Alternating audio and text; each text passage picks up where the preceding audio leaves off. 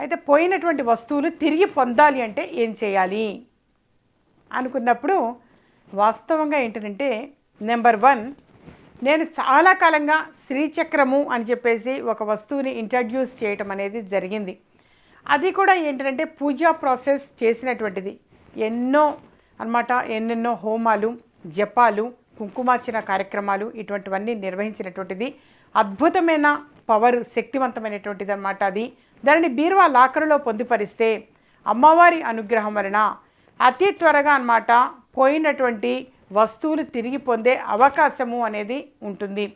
Number 2, మరొక పద్ధతి ఏంటంటే ఒక మంత్రము అనేది కూడా ఉంటుంది. ఆ మంత్రము అనేది ఏంటంటే ఇక్కడ డిస్ప్లే చేయడానికి ఒకవేళ కుదరకపోయినా దీనిని మీరు ఒక 2-3 సార్లు వినడానికి ప్రయత్నం చేయండి, లేదా మీరు రికార్డ్ చేసుకొని పెట్టుకోండి. ఓం సుమంతో సుమంతో శ్రీ కార్తవీర్యార్జునాయ నమః.